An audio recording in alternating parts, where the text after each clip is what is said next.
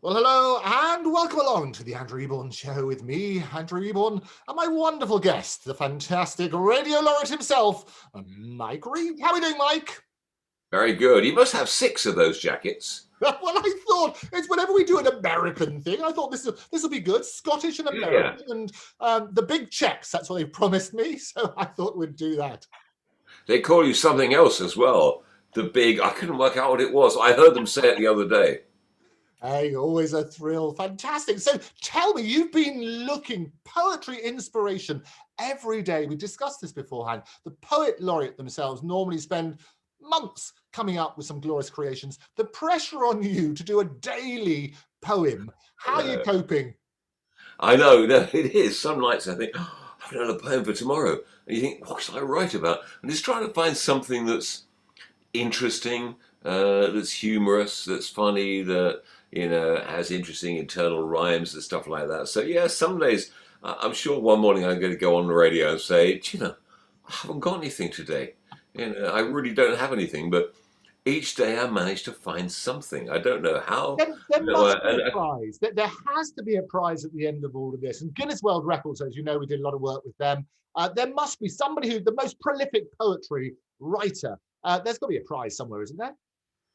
Yeah, I'm not sure I want a prize. It's just unbelievable that every day I can come up with something, and they're all quite different. I mean, like the Wigan one I did, which is more like a little play in a way. So yeah, they're all different. And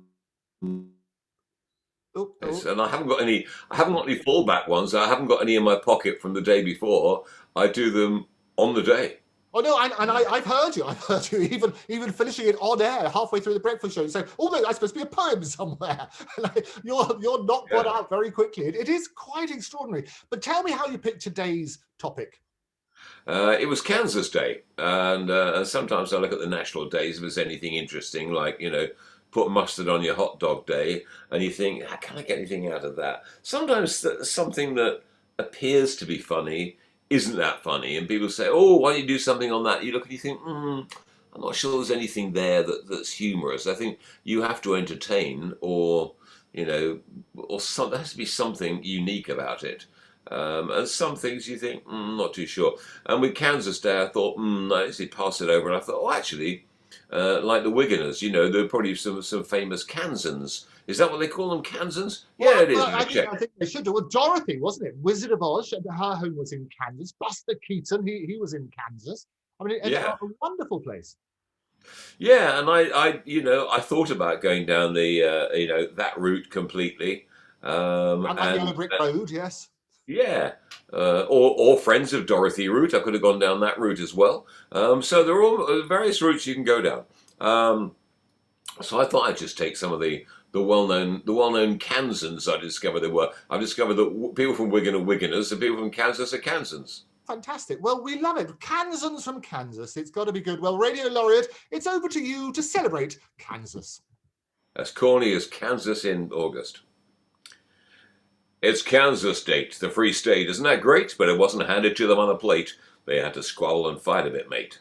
A famous Kansan who was hands-on in discovering new talent for silent films was Fatty Arbuckle, who made audiences chuckle, got them clapping and mentored Charlie Chaplin, discovered Bob Hope and Buster Keaton, but was beaten of sorts by the courts. There was no admission, but the courts did acquit him, though a shadow hung over his name and his career was never the same. And handsome Kansans, Joe Walsh and Gene Clark, it seems logical when ornithological. Walsh were the eagles, Clark were the birds, making music and writing words. And cometh the hour, cometh the man. Dwight D. Eisenhower raised his hand, raised in the state, so they thought it was great when he was the new man to take over from Harry Truman. In 53, 'cause he was virtually a Kansan, you see. And Buffalo Bill and Wyatt Earp got the bad guys in a tizzy. They weren't actually Kansans, but they helped out when they were busy. And that bloke, in Gunsmoke, Matt Dillon, the marshal, he wasn't partial to outlaws, and Miss Kitty, she was pretty.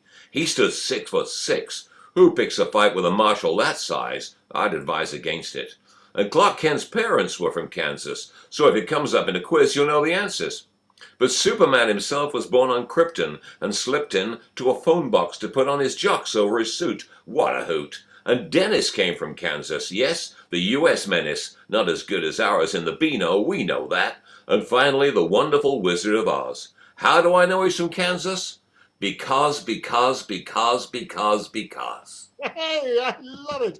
Always good.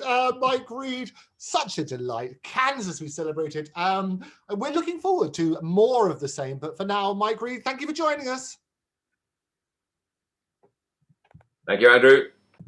So thank you again to the wonderful Mike Read for being my special guest, Radio Laureate, right here on the Andrew Eborn Show every day. Can you believe it? Incredible. Don't forget, if you'd like to be a guest, you can write to me at guests@octopustv.com. That's guests@octopustv.com. You can follow me at Andrew Eborn, @octopustv, and subscribe on all of the usual channels. It's free. Do it now. Nice to see you. I'll see you next time. Bye-bye.